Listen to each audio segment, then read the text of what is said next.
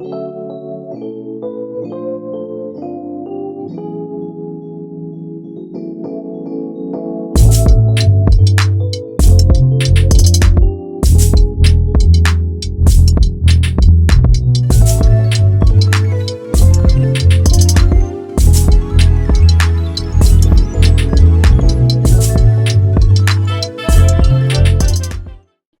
to the Walt Weekly Podcast. My name is Walter Latham, your host, and I'm joined by Michelle Sweeney McCombs. We have a very, very special guest today. Actually, it's a milestone for the Walt Weekly Podcast, and this is our 101st episode. So it complements that. It's a milestone for us, and we have a milestone level guest. You couldn't get any higher than this. This man needs no introduction. He's a legend in his own time. He created the Kings of Comedy, the Queens of Comedy, was the executive producer of Martin Lawrence's Runteldat, and made box office history with the highest grossing comedy shows of all time. He is a film producer and a philanthropist. Let's welcome Mr.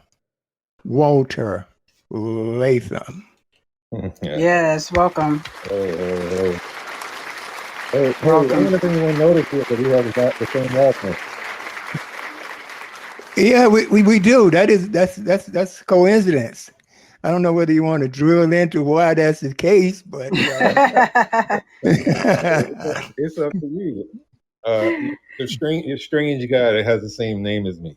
That's right. Yeah, actually, absolutely. Right. Yeah, what an honor, right?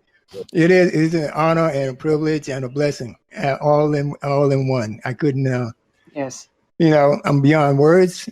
Okay. Also, my birthday was yesterday, so this is cool. Yeah. And yeah. I mean, awesome. Thanks for the greetings. The well wishes from you and your beautiful wife, Junior. So thank you.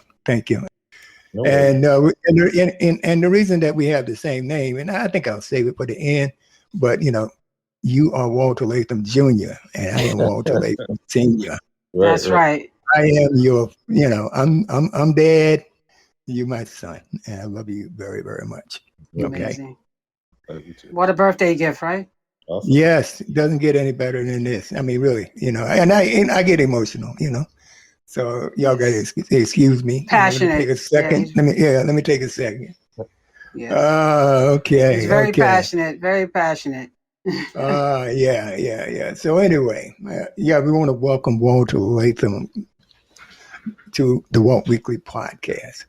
All right, Yes. And we want to start by asking some questions. But before we proceed with that, he is the CEO of Latham Entertainment, as I indicated before, which helped launch the careers of noted comedians and comic actors, including Bernie Mac, Steve Harvey, Monique, Cedric the Entertainer. And his releases, the original Kings of Comedy, the Queens of Comedy, Latham Entertainment Presents, and the Bad Boys of Comedy have grossed more than $200 million worldwide. So I did want to include that because this man he's a legend. And we're so honored to have him. Thank you so much for saying that. You're welcome. Thank you. I feel welcome. Thank you. Okay. Awesome. So we're going to start with some questions. First of all, how are you doing today, Junior? I got to stop saying Junior. The day has been going good, and I was looking forward to this. Like I said, I had a little technical difficulties, but here we are. So it's all good. It's all good. All right. Okay. I just want to thank you and for taking the time out of your busy day, because I know you're a busy man. Yes, sir. And to spend some time with TWW. Yes, sir. All right. And first off, could you tell us how it feels to look back at all you have accomplished and all you will accomplish, I know, but just to look back at your career up to now? How does it feel? Surreal. Sometimes it doesn't feel like the life that I thought I deserved, believe it or not. We can talk about that later, but I never grew up thinking like I was going to do this, and be successful at this. The one thing that I can say is I've always been a a go-getter. Like I had my first job when I was 12. I had my first real job when I was 15. So I always had an entrepreneurial spirit. But as far as entertainment, I never realized that I would be able to use that entrepreneurial skill to actually build a business and work with the people that I've worked with and gross the kind of money that we've grossed. And like you said, we continue. You know, we just made 2-3 deals last year. One with Paramount, one with CBS. So we have some shows coming up in the next 18 months. Nice. And yeah, and it's a like you said, it's a blessing because some of that stuff just found me. You know, I didn't even go looking for it. Right, You know, right. so Like being in the right place at the right time. the right time, exactly. Right. And you have to be prepared. That's what I tell a lot of young kids. When opportunity presents itself, you have to be prepared to take advantage of the opportunity. So a lot of people say, well, I got you were at the right place at the right time, and it's because of this, because of that. And honestly, I don't buy it. I think anybody who had some kind of drive and determination could have also accomplished what I did. They just happened to not go after what I went after. You know, I know a lot of people who are famous and rich and wealthy and all that who took a different path, but it still ended up being their path. So getting back to my blessing, you know, God obviously pointed me in this particular direction to do what I've done so far and to also enable me to be able to sit back and wait on what it is I want to do next. You know, a lot of people have to do stuff like gotta always be doing something. Right. And we're blessed to say, okay, you know what? I don't want to do those 10 things. Let's keep looking for more things. And I never knew that I was going to turn 50. And like you said, be able to look back over the last 30 years. When I told my nephews one day, I said, you know, what's funny? You guys talking about jobs. I haven't worked a job since I was 20 years old. Period. You know, I haven't had a boss. So like, I don't know what that's like, but I like the way it is now. So, you know, people say, well, when are you going to retire? I'm like, why I can do what I do from my wheelchair. Like, I don't, you know, you just putting deals together and you putting people together and you producing it and, you know, it is what it is. So, you know, I plan to do this for another at least 20 years. And you love it. Now, and I love it, you know. So. Yeah, that's the most important thing, doing something that you love to do. Yeah. I think I'm at that place now, but, you know, I do want to ask you, you know, how did you start? You know, what made you decide to pursue a career in entertainment? Right. I think it was divine intervention, honestly, because I was working a regular job, you know, making regular money. And I think I went to see someone I had grew up with in elementary school. Her name was MC Light. She, you know, we grew up together from probably the 3rd grade on. And anyway, I went to see her perform when I was like 18 or 19. And I realized like I wanted to be in that because I'm like, she's in it. How can I get in it? But I wasn't talented. You know, I couldn't rap. I couldn't sing. I couldn't dance. So I'm like, well, I asked her, I was like, well, how would I get in? How would somebody like me get in the business? And she told me about what promoters do. And I was like, wow, that seems like something I can do, you know, but it was a couple of years down the road before I actually got to do it, but it was already implanted. When I had that conversation with her, I knew that's what I wanted to do. Right. And it moved rather quickly. We had that talk when I was 18. I had my own company when I was 20. So, you know, it moved very, very fast. Quick. Yes. Yeah, definitely. A lot of times you think of things, you know, ideas, but it's the execution. Exactly. You know, if you never execute it, then it didn't mean anything. The idea didn't mean anything, right? Right. Exactly. Right. Okay. So you from Brooklyn, Walter? I'm from Brooklyn. Me too. She actually lived around the corner from my aunt, MC. Oh yeah, she went because we went to different middle schools. I went to Marine Park Junior High School. I think she ended up, like you said, she went in Brooklyn somewhere. I can't remember where. But yeah, we lost touch, and then when we did get back together, it was crazy. She was bringing me a script that she wanted me to produce. And I had to put the script down and look at her and I'm like, can you believe we're here? You're doing what you're doing. I'm doing. And then maybe we could do something together. Like, did we ever know when we were like 9 or 10 that we were going to meet and our path was going to cross? So we still stay in touch. I guess she's on the set of Queen of the South, I think. So we talked. Oh yes, she is. Yeah, Yes.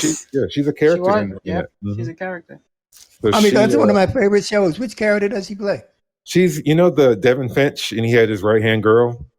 Devin Finch is a CIA guy. Yeah. Well, she The was West his. Indian guy. Well, that's where he Yeah, portrays himself. yeah. She was Right. his right hand man. So yeah, we've even now, like to get somebody to call you or text you while they're on set, you have to be pretty close to them. That's So amazing. so yeah, we're still close, and I'm excited that to have her as a lifelong friend. Okay. What I do a want to blessing. revisit, prior to starting Latham Entertainment, which you are the CEO of, what were you doing though, in that 2-year period? What were you doing, basically? When you say what 2-year period? Well, the 2 year between the time you came up with the idea and the time that you actually executed on the idea. From 18 to 20, right? Yeah, you were working. The idea was starting my own company and doing my own events. Okay. It took a while for me to even, I had to raise money. I had to get the acts. I didn't know who represented the acts. I had to do contracts I had never seen before. Mm-hmm. It was just the entry. It was almost like birthing me into the business of entertainment. And it was bad. It was hard. I won't say bad. I would put my own flyers on cars in the snow. I would go to radio stations at night to get them to promote the shows for me and give them some money for that. And I just loved the whole process of, like you said, having an idea and then executing the idea. Right. A lot of people come to me over the years and say, you know what?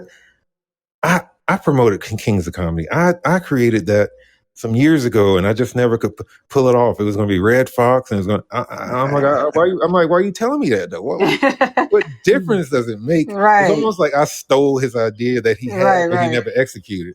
And I'm like, first of all, I don't made know it happen, and it happened. I executed the idea I had. I wasn't taking it from anybody, or so those kind of things. But that's entertainment. I've been sued. I've been accused. Mm-hmm.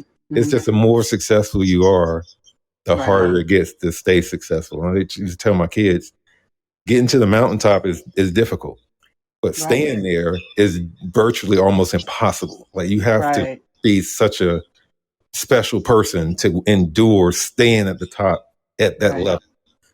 So my journey, my 30-year journey hasn't been, roses, but I think for the most part, I have a good reputation. I've worked with a lot of really cool people and interesting people.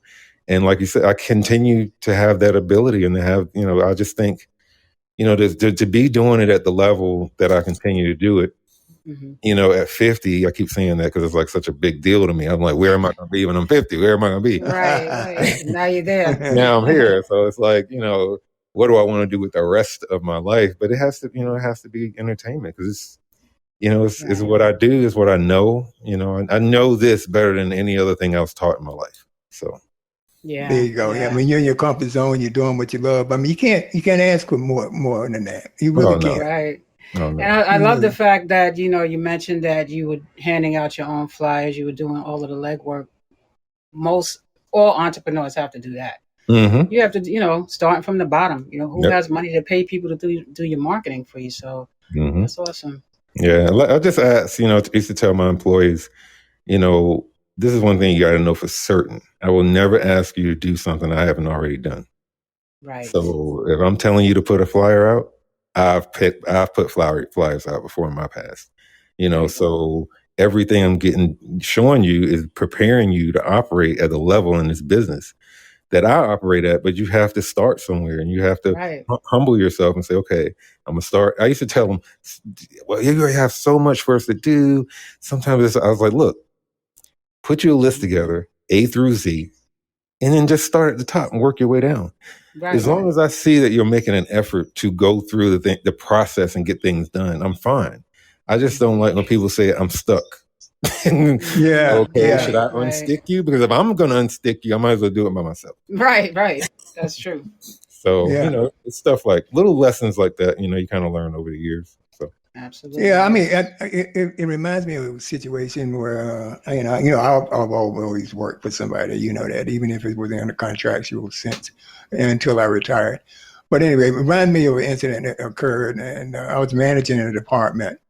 And I went into the big boss, went in his office and said, oh, blah, blah, blah, we got this problem. And he looked at me and he said, well, I mean, you're the manager of the area. So, I mean, what are you telling me? Do you have a solution? I said, no, I'm just letting you know. He said, well, I don't want to know. Why am I paying you? Why am I paying you? Right. And right then I turned around and that was a lesson learned right there. And that's the way I've carried myself forward, and that's what you're saying. Yep. You know what I mean?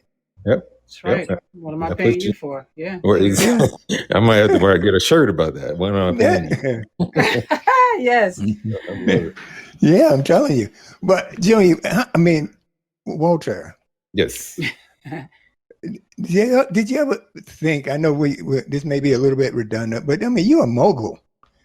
I'm trying to feel. I mean, how does that feel when you wake up in the morning knowing that you're a mogul, even though and nobody gave that to you? You, like you said, you work your ass. Excuse my expression, but your a-hole to get to this point. But to get up there, as you said, you're on the top of the mountain, and you got to try to maintain. And people are, it's lonely at the top, as you said. Yep. But you're a mogul. How does it feel, man?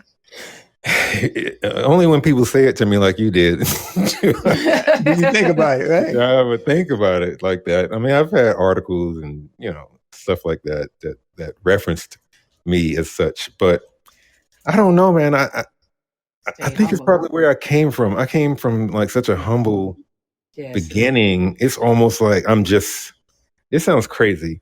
It almost feels like I'm surviving. I'm from the streets of Brooklyn, man. I got people I went to middle school with who are dead. People I went to high school with dead or homeless or whatever.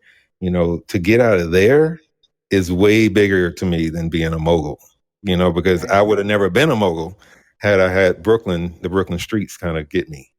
Right. So, much credit to everybody who was in my life.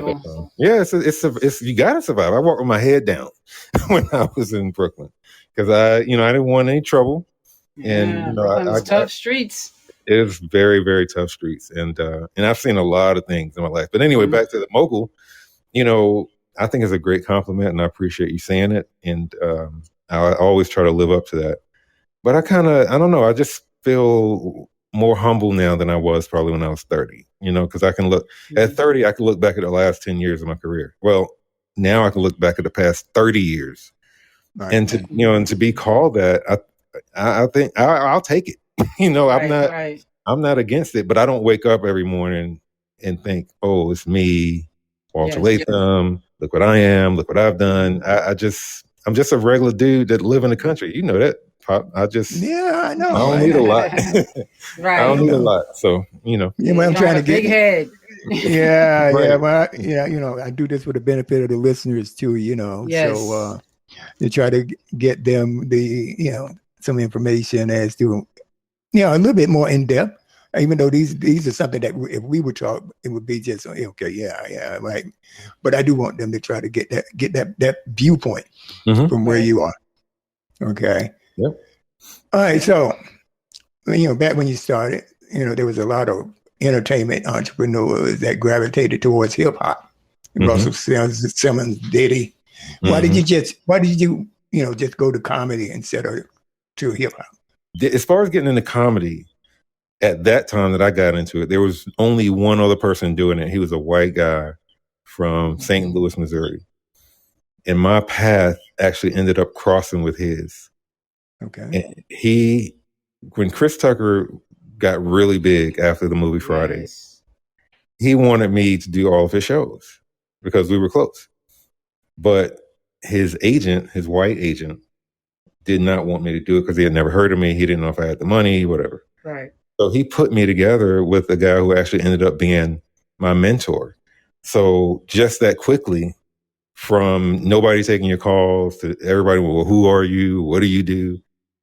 Immediately when I went in business with him, everybody started taking my call. So, Amazing. You have to align yourself, with the right. It's so many levels of trying to be successful and stay successful and stay, it's just a lot. This business is very seductive. Right. And if you're not careful, it'll get you, and I tell people all the time, I said, the first time people talk to you on the phone in Hollywood, it's, oh my God, you're great. I love you, blah, blah, blah. Right. And then the next call, they won't take it. That's the business. That's the business. If you're not doing or saying what they want to hear or say, they don't talk to you anymore. Like old Hollywood, kind of when I was coming up, and it's kind of faded out now with all these young kids.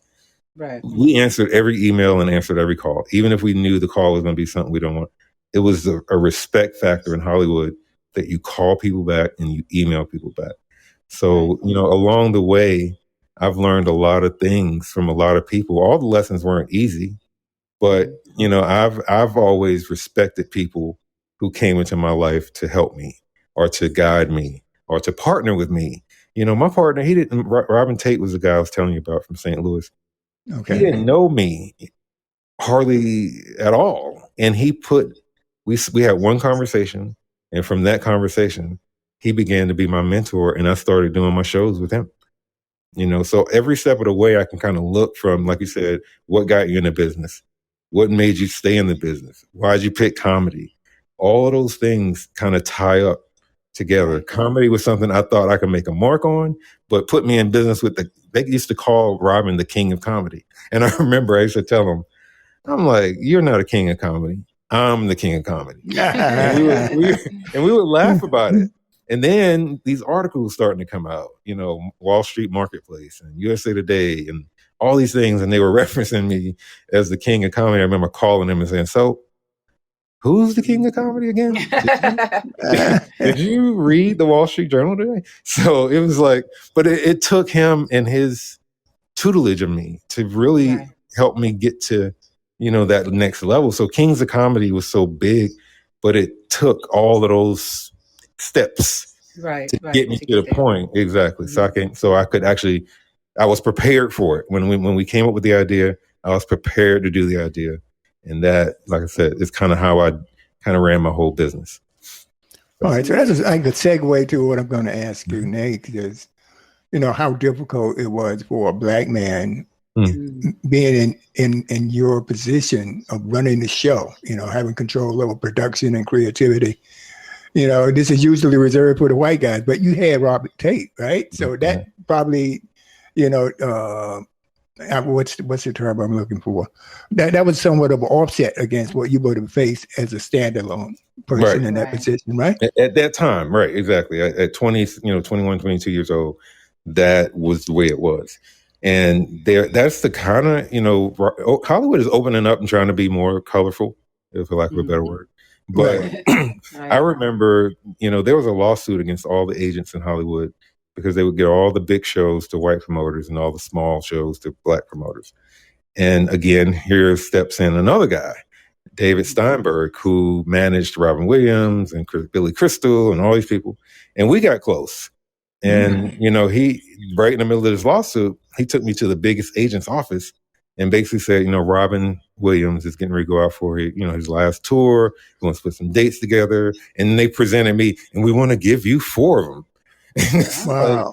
Wow. Thank you, sir. Thank you. Like it was, they did it to cover themselves. Right. But I was in the position to use that to better myself. So I wasn't suing you. I just want to make money and I want to do shows and all that good stuff. Right. You flipped it. Make it work for you. Yeah. Exactly. So they never won the lawsuit. Nothing ever came of it, obviously.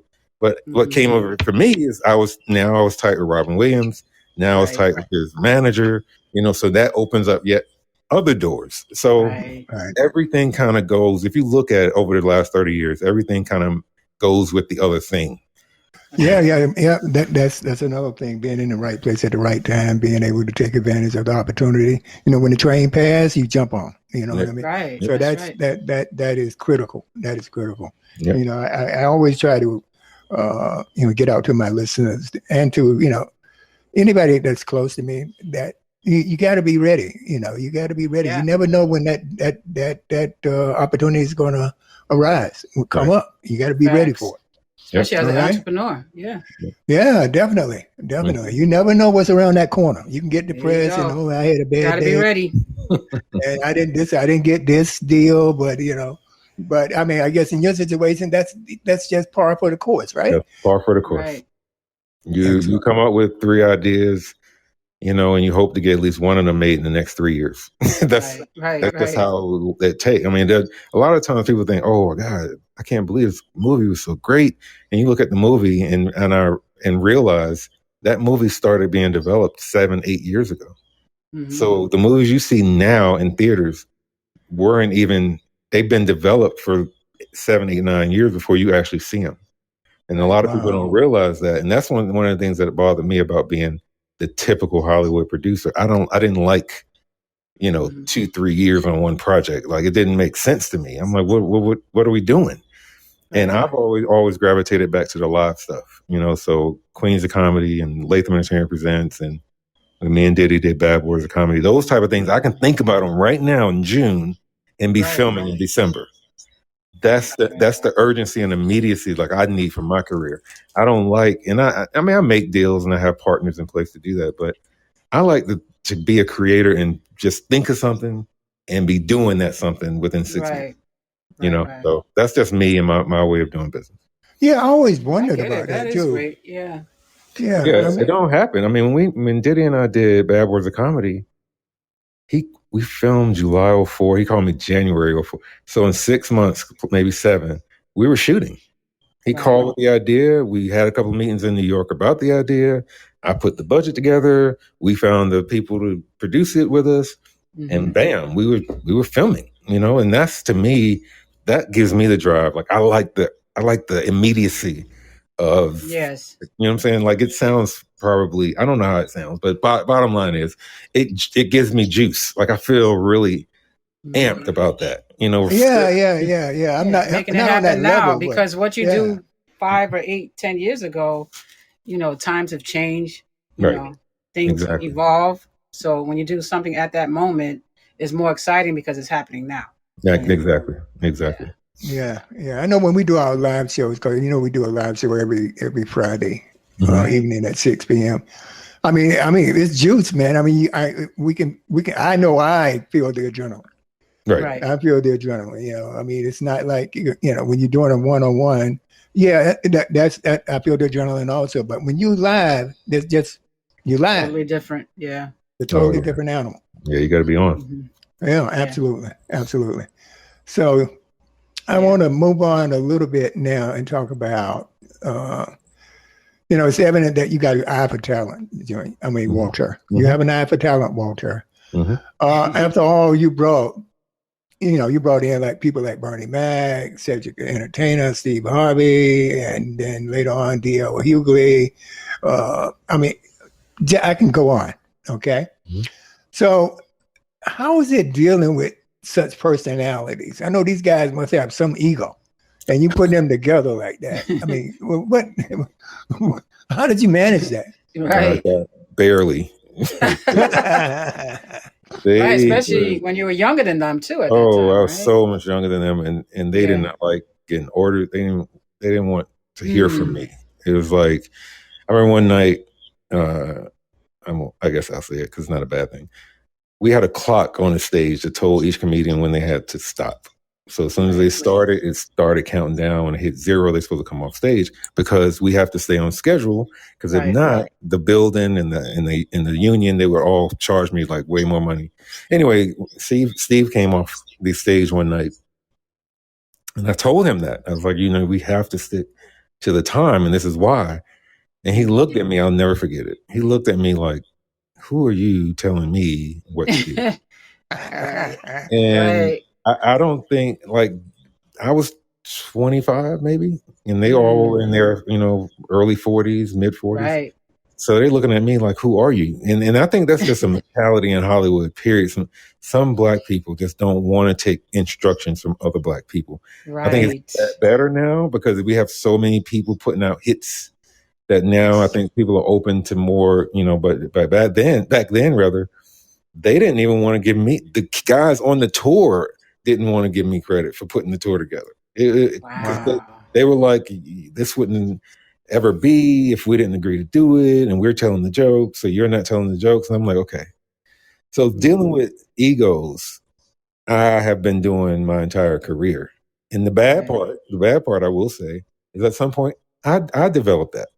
I developed the ego, and I developed. So then you got me, hot-headed, trying to talk to an artist who's hot-headed, and we not getting nowhere. So I learned that kind of, in the last probably 20, maybe 15, 20 years to really just chill. If Bernie doesn't want me riding to the venue with Steve Harvey, fine, I'll just get my own car. Things like that happen. Why are you eating their catering all the time? You never eat with us. I'm like, wait a minute, are we children? What is like? You didn't sit in the lunchroom and you didn't sit by me. I couldn't comprehend it. But when I thought about it, comedians are the most insecure people that you ever want to meet. And you say, how can they be insecure? And they get in front of people and they tell jokes. That's their outlet. That's how they get their stuff out. You sit behind stage with them, like with Martin. When I did Martin, he was on fire on stage, and then afterwards he would just sit there and talk and regular, and he was boring for the most part. And I was like, how does he do it? But sometimes they learn how to turn it on. Bernie Mac, he never turned off. So like Bernie in the airplane, at dinner, on stage, he was always the same. He was on fire like all the time. He was just funny. And people like Martin, he was shy, but they both made it. They both were successful in that field. So you can be different and carve out your own niche, but the business will get you. I mean, look at Dave Chappelle's story. Dave Chappelle did nothing wrong but step away from the game for a little while. That's all he did. Right. And then all those rumors and all that.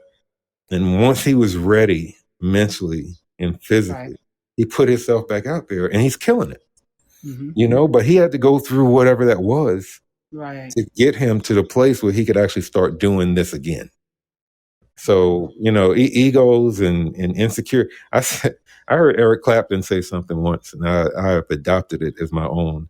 He said, I am a egomaniac with an insecurity complex. And that is me. That is me. That's a good one. Yeah, that's a good one to follow too. I see some benefits in being that way.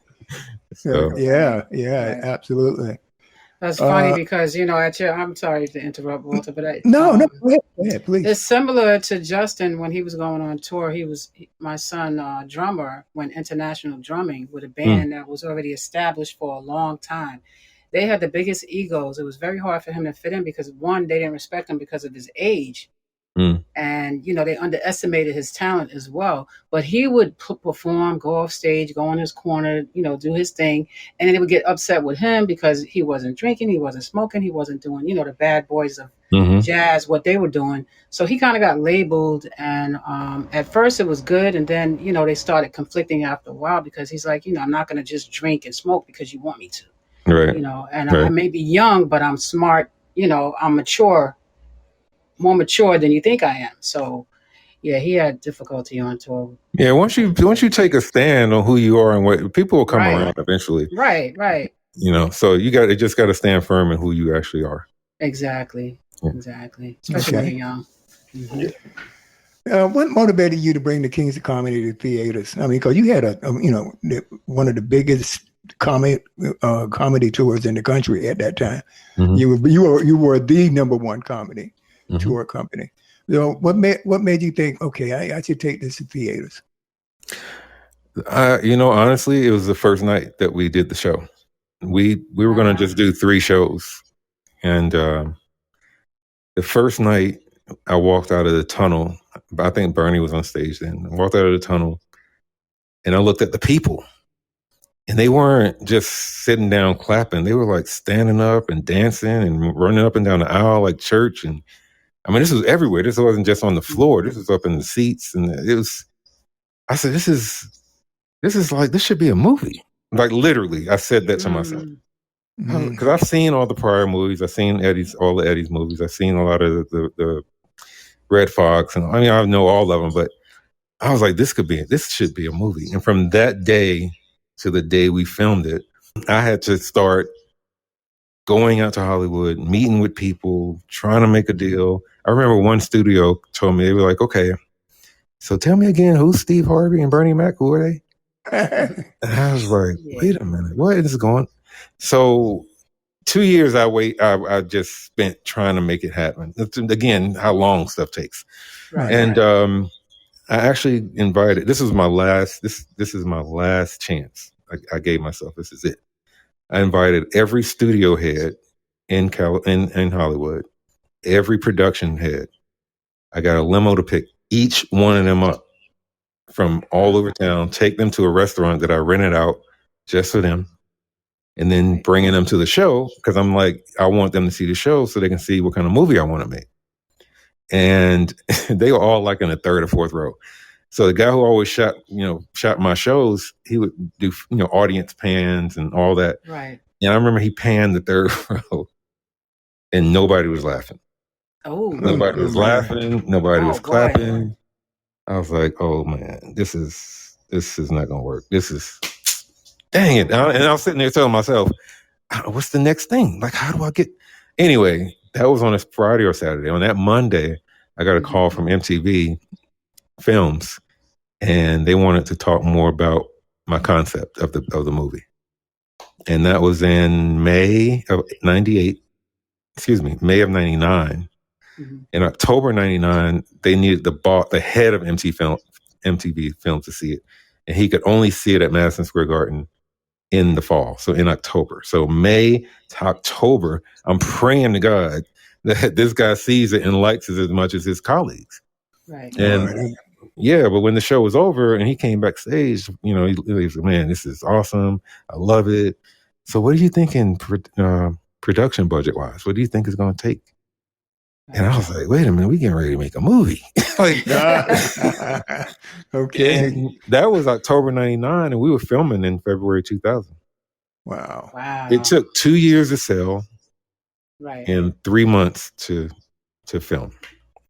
And it was out in August of 2000, and it opened as the number 2 movie in the country.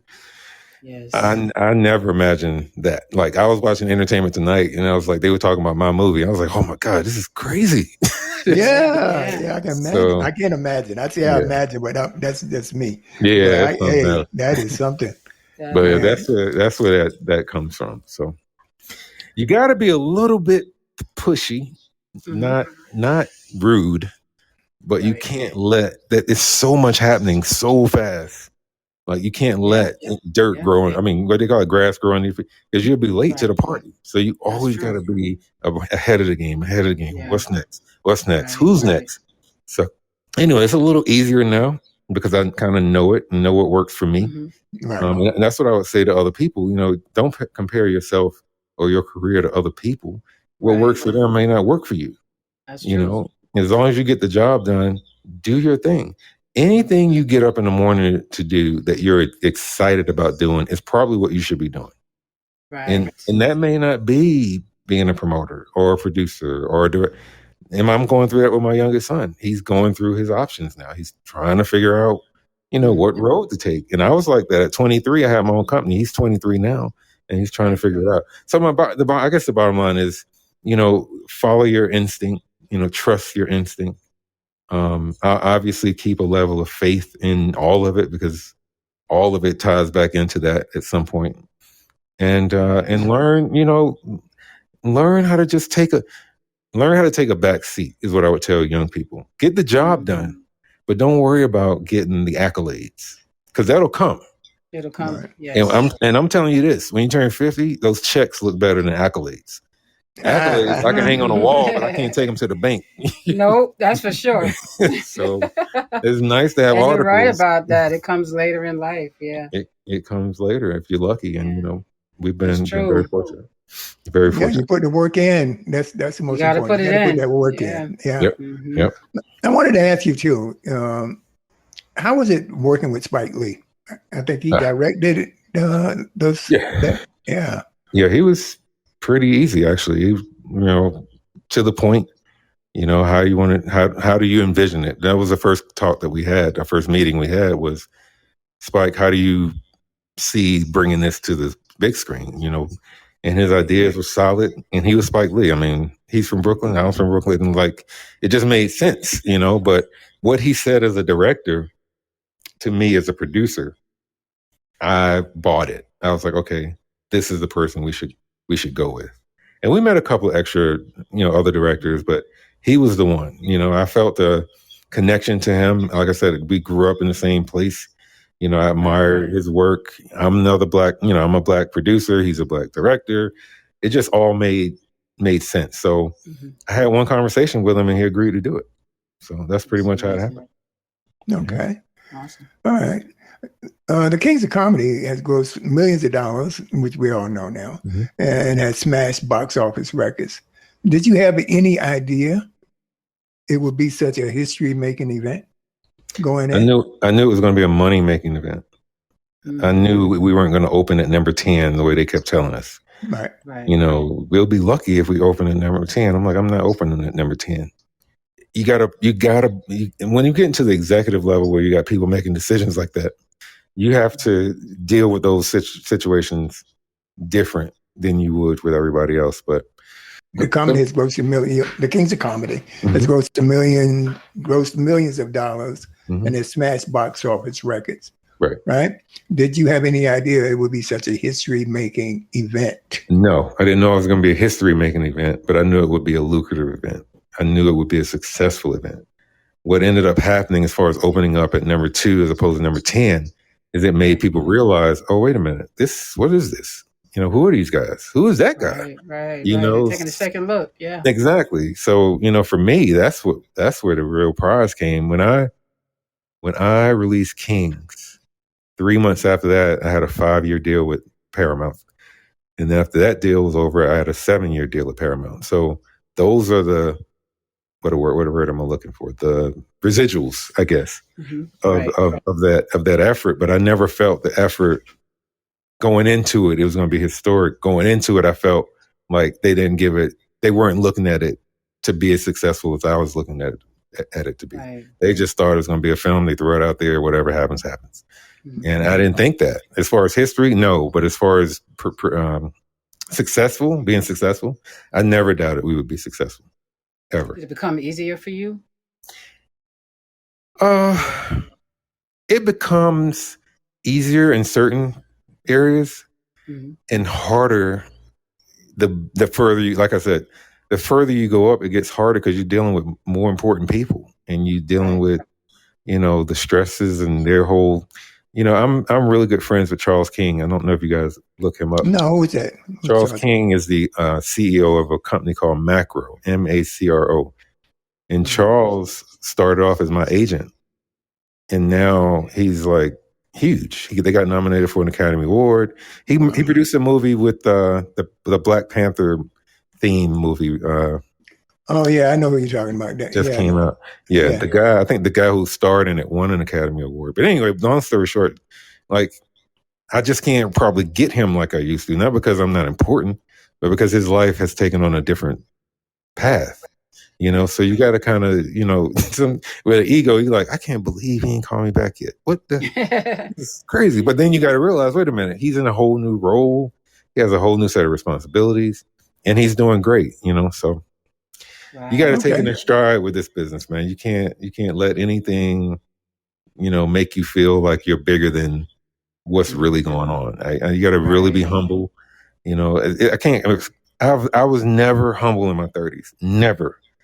And I learned over time how to just be, grateful and humble. And I'm not saying I don't have my bad days or I don't go ballistic if an email doesn't go out or if it goes out and it says the wrong thing. But for the most part, I'm approachable now, I think, more so than I used to be. And after time, you realize, like you said, as far as success, you quantify it. What is real success? $100 million, $500 million, $1 million? It don't matter to me at this point in my life as far as the amount of happiness and peace and love. All those things really matter to me. And people say, well, of course they don't matter to you because you're not worried about money. It don't have nothing to do with money. It has nothing to do with money, yes. Money's going to fade away. It's going to go away. But who you are, you can't take it with you. But your reputation you can leave behind is a good one. Right. Your philanthropy you can leave behind. You know what I'm saying? There's things that you can leave behind to continue the legacy of being just a good person. So I agree. Absolutely. Yeah, that's what I tell to the kids all the time is, your credibility you can take to the grave with you. Right. You know what I mean? Exactly. As long as you got that credibility and the money, it's okay. You got to live. You got to eat. You got to pay bills. That's a situation we find ourselves in, right? So but as you said, it's your legacy, what you leave behind that people can admire and respect. And remember, Yes. All right, I got this question now. I don't know whether you want to go there, whether you answered it already from a different angle, but you were a multimillionaire in your 20s, right? And what challenges did you face, and what advice would you give to these young people today that find themselves all of a sudden, oh, I got 10 million, $20 million, I got this overnight? What advice would you give people like that? Because you've been there. Yeah, I would say, especially early on, just remember the last time you was able to pay your light bill on time. You never had a dime, like you said, couldn't pay the light bill, right? And this and that. And then all of a sudden they got $20, $30 million. I mean, they're rich, just like that. You know what? It's hard to advise people who have $30 million.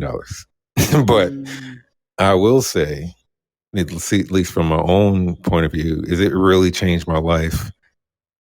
And sometimes at a level that I didn't want it to affect my life. It caused harm to my life until I learned how to manage the success and the money and my family, which I lost. Actually, eventually I ended up losing my family because I just couldn't do it all well. So I would just ask young people to have like a solid foundation, obviously in church and with your family, with your, maybe mentors. I've had some really good mentors over the years, but money will change things. I mean, it's just nowhere really around it, so if you're not surrounded by people, I always tell people I surround myself by people smarter than me because I don't want nobody to tell me what I'm already saying. So you learn not to surround yourself with yes people because you'll go through your money real fast. Right. I was going to say that. Do not surround yourself around yes people. Yeah, they'll take you down. Well, that's why Michelle's a partner, just for your info. She knows. Yeah, I know. Tell my son that all the time. Yeah, do not surround yourself around yes people. Do you think that the Kings, when I refer to the Kings, I'm talking about Steve Harvey, Cedric. Unfortunately, we lost Bernie, D.L. Hewley. Do you think they'd be where they are today without going through, No, I don't think so either. Breaking news. Yes. That's what I'm looking for. I'm always looking for breaking news. That made their careers. Yeah. They act like it never happened. Wow. Ain't that something? How people really? I don't know what.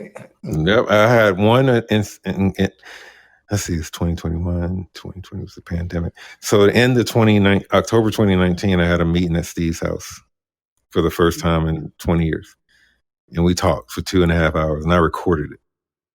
And he finally was like, wow, I didn't realize you were only 25. I'm like, yeah, I was 25. He's like, so you were learning from us. I was like, pretty much.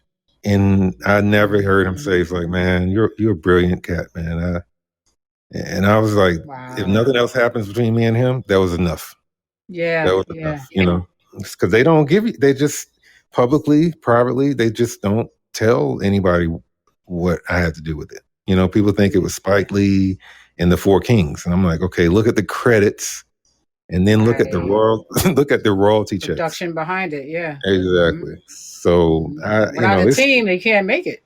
Exactly. No I in team. They just never. Bernie was different, and I got to be honest, not because he passed away, but even in his book that he wrote, he gave me like a whole 2 pages, and he just told the story. He wasn't trying to like flatter me or anything. He's like, hey, this is what happened. I got a call my manager, call Walter back. This is what we did, done. Like, it was no fluff. He wasn't trying to like just blow smoke. He just told the truth. Them guys have written between them probably 10 to 12 books. And I'm only in 1 book. So really? Wow. Yeah, it's crazy. I would love to one day like sit down with all of them and be like what happened? Like all of these years we let go by. Like what really happened? We did something magical. Definitely. And now we don't all talk.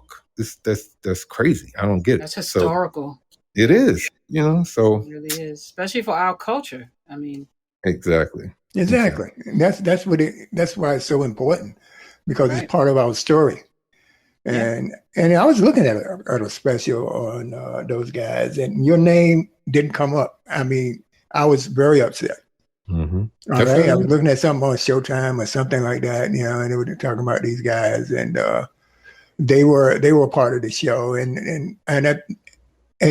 I noticed how they didn't use verbatim the Kings of Comedy, just Kings or something to that effect, where they threw it away from Kings of Comedy, the original. Mm-hmm. So I got really pissed off about that, just to let you know that I saw it, I caught it, and I just wish I was in a position at that time to call it out, but I'm calling it out now that that's a distorted history. You know what I mean? So, we all know, what the importance of Latham Entertainment was, and the Kings of Comedy, the Queens of Comedy. But that's another segue. Right. What is the difference of having a group of kings and a group of queens? Hey, oh, wow, yes. I needed Xanax after that one. Yeah, I wanted to lighten it up. Sure. I want to throw you a little bit there. Man, I'll tell you a story. We can move on. Yeah. So Kings and Queens together, we sold out the Georgia Dome. It was like 70,000 people, something like that, crazy. Mm-hmm. And Cedric, they all came out during sound check, but when Cedric came out during sound check and looked at the amount of seats, he's like, I want to raise. And I'm like, that sounds like him. First I thought he's being funny, but I've come to find out he had a meeting with all the kings and all the queens and said, we should ask for more money because this place is sold out. First of all, if the place hadn't sold out and there's only 50% of the people there, I still would have had to pay you, even though I was losing money. So now that I made money, or I seem to be making money, you want more than your contract says. The contract says X, I'm going to pay you X. Right. But guess what I did? I talked to my partner. He said, Walter, you're going to make a ton of money tonight. Just give him the money. And I gave him the money. Right. I just moved on with my life. Right. Bernie said he was crazy. Sommore said that's more money I ever made in my life. I'm not walking away from that. Nobody agreed with him and nobody was on his side. But business-wise, I just had to make a decision. And if I had to do it over, I probably would have. Like you said, it's so much money. Like we're haggling over this little bit of money. Take the money. Right. Let me take mine, you take yours, and I'm guaranteeing you mine is way, way more than yours. But I just think it was so disrespectful to bring the other comedians in. Now, if it was just me and him, or me and him and his manager, that's one thing. But to try to recruit them to support his case, I just thought it was terrible. But that gives you an idea of what life was like with kings and queens. I bought Rolexes for the kings during their tour. Not the tour they did together, but the tour they did alone. I bought them four of them Rolexes. Then when the queens were in New York, I had them go to the Louis Vuitton store, and I gave the Louis Vuitton store my credit card. It was like, they're coming in, whatever they want, just charge it to the. She got mad. She got her luggage, and then she got mad and tried to get everybody. Well, why would he just buy us luggage and he bought them Rolexes? Oh, wow. I was like, okay.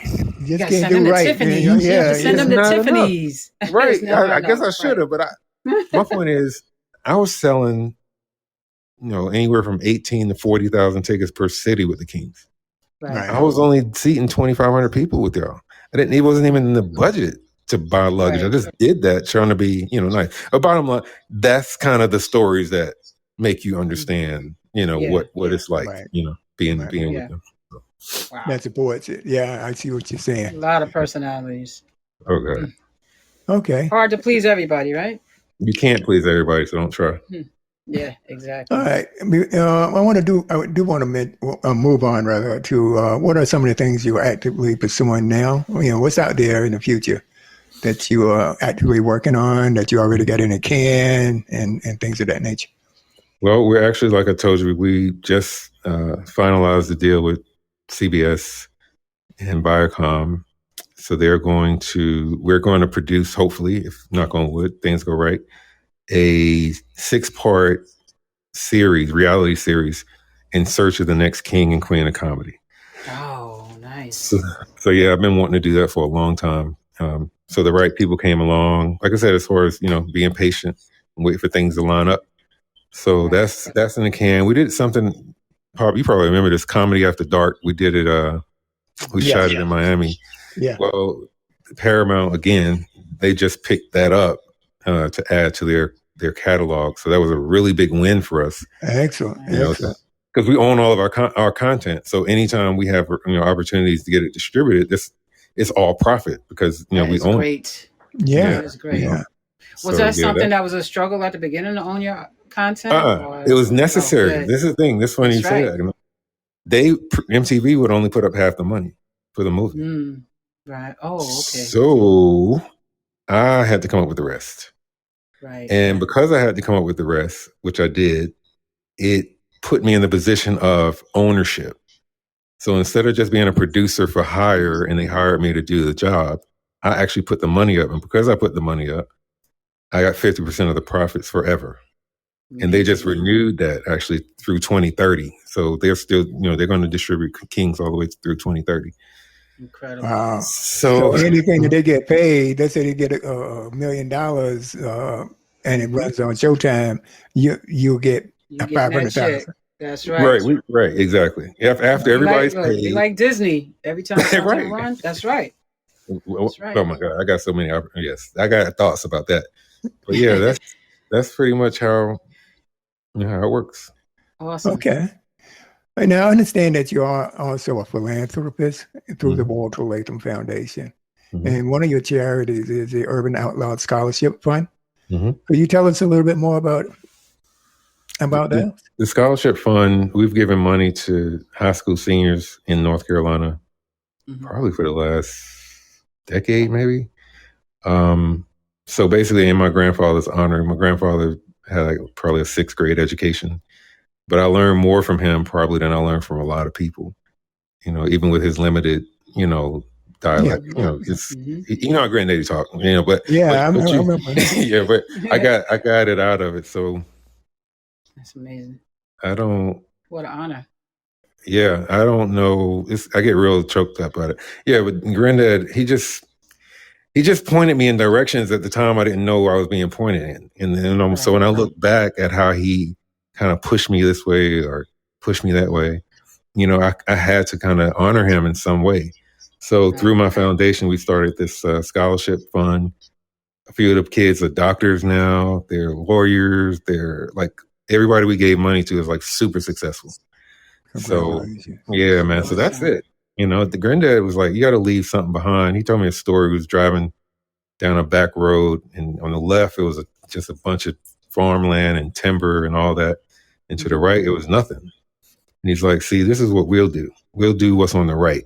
We'll inherit land. We'll sell the land and then look up and we don't have no money, no land, no nothing. But he said what everybody else does, for lack of a better word, I think, they keep their land like these people on the left. Right. And they farm their land and they grow timber and they keep it in the family and keep it in the family. And they have something for generation after generation. And when I was young, I didn't understand what he was talking about. I just, but as I got older, I realized, wow, you have to leave a legacy behind. You have to leave a legacy behind. You know what I'm saying? It's not an option. Right. So, my kids are a legacy. The scholarship, obviously, is a legacy, remembering my granddad and all that he did, played in my life. But yeah, that's a real tough one. Yeah, because I think about him every time you mention it, and I miss him a lot. So, I almost, yeah, but I'm hoping. One of the things when I got pretty successful, I was like, man, dang, I wanted him to see it so bad. I wanted him to see me. I'm praying that he does because. Yeah. Oh yeah, he does. He's I'm beautiful sure. Thing to honor him. I'm sure, and it's great. What you're doing and done is great. He couldn't ask for more than that. He wouldn't even ask for more than that. He wouldn't. I'm sure. Mm-hmm. All right, so amazing. I'm going to turn our attention rather to the racial atmosphere in this country now. I mean, how has that impacted you emotionally, or how are you you see life and the realities of how people can see things so differently. Yeah, what do you think of the racial atmosphere in the country? The way where people can see two different things, two different realities. How has that impacted you? What? The racial atmosphere in this country. The racial atmosphere? The division. Mm-hmm. That's a hard question. Yeah. I think it affects me as a man, as a black man. Just to kind of see things you can't believe you're seeing and things that are taking place you can't believe that are taking place. Right. They haven't affected necessarily my business. I actually think it actually helped African Americans in the entertainment business because it's such an awareness now of the African American talent that Hollywood is like, man, we need to listen. We're like other people are trying to listen. So they've stepped up. Regina King is doing great things. And yes, I mean, it's just, I can keep going, but I think a lot of that success now or opportunities now came from us being shunned. Right. It wasn't, we barely won Academy Awards. We were barely even nominated for any. There were, only a handful of black movies a year. Then you got black producers, but they're doing everything. And then you have all these streaming services who need content. Regular movie studios need content, and they're buying a lot of content from people of color. So that's great. When we pitched this idea that I was telling you about the CBS, I was like, CBS is so white. Like I just can't see it, but they see it. They understand that there's a value in our, in our audience, culture, in our culture, exactly. So.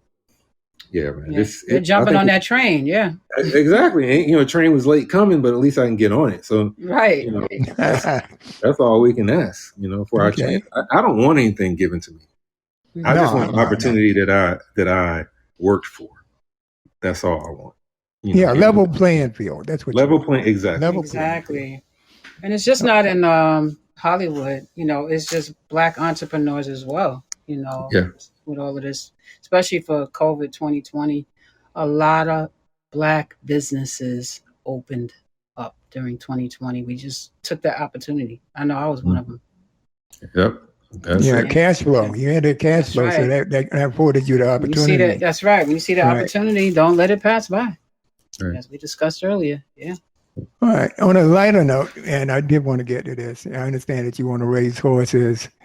Oh. Did you start doing that? And what are your plans? Are you going to have one in the Kentucky Derby? Or you just want to just ride like? I'm gonna have a Kentucky. I'm going to have a Kentucky Derby horse. That's what I'm having. Awesome.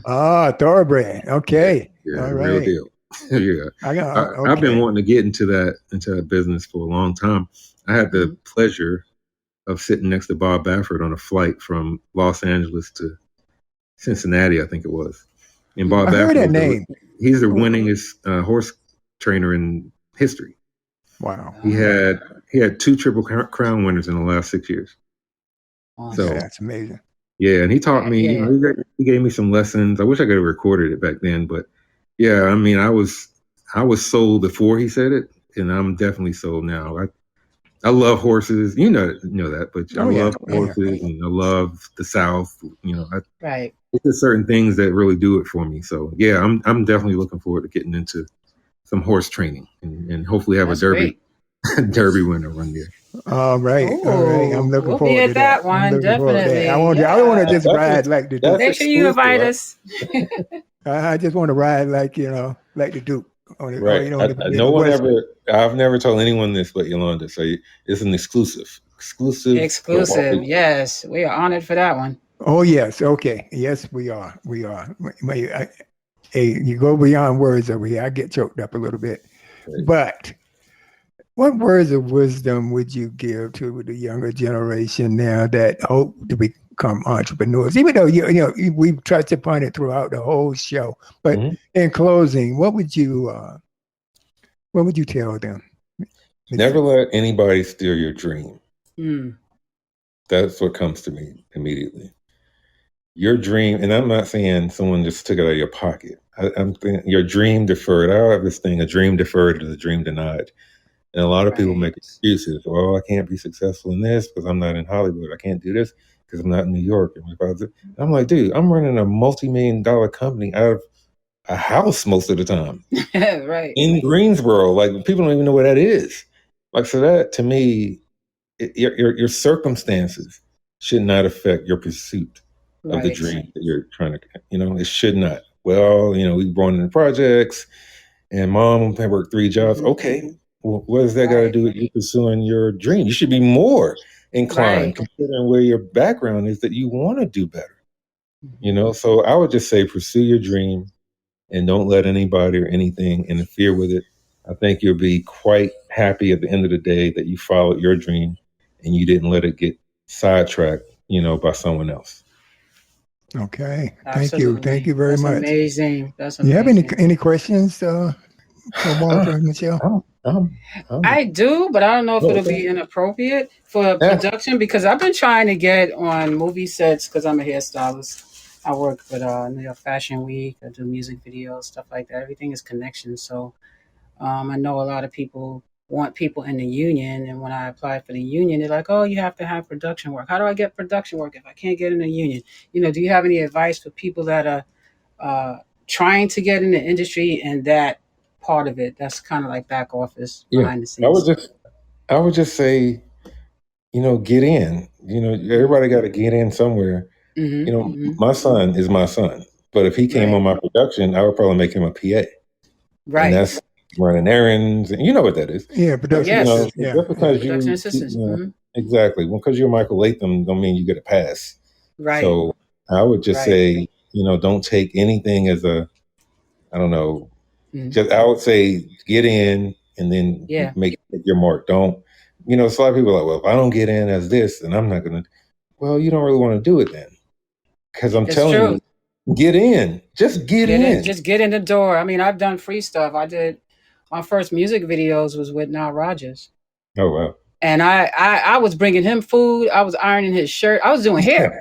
But he's looking at me like, who's going to feed me? So I'm like, don't worry, I got you. So that led me to 2 more videos with him. So yeah, you're right. Like, I will, guide you to the restroom.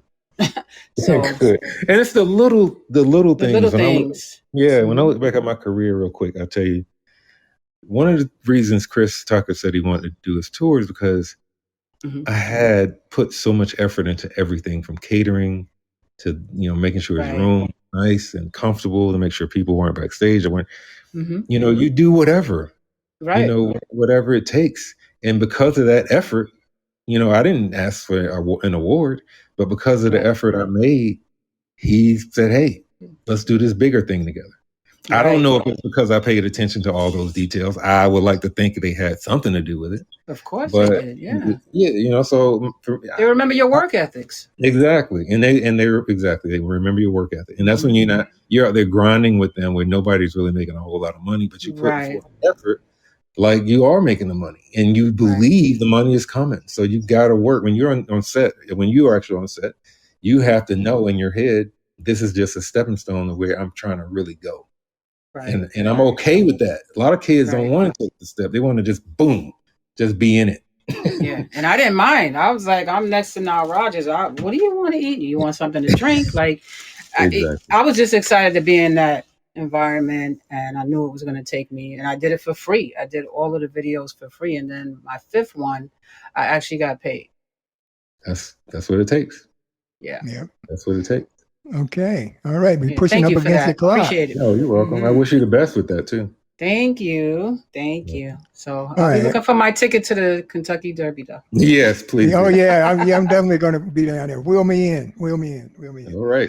All right. Awesome. But thank you so much. I would like to thank you, Walter Latham Jr., for joining the Walt Weekly, for being on the Walt Weekly podcast. And our 101st episode, I have Walter Latham Jr., CEO of Latham Entertainment. Mm-hmm. And it doesn't get any better than that, father. And I got me interviewing my son, believe it or not. Yes. And I'm in retirement, So when he said earlier, oh man, I hit 50, how do you think I felt? Right. Right. I know what it's like. Yeah. So you 50. So I'm older than that. So there you go. But I just want to still going strong though. But yep, hey, we'll talk soon. Take care. Stay blessed. All right. Love you too. All right. Bye bye.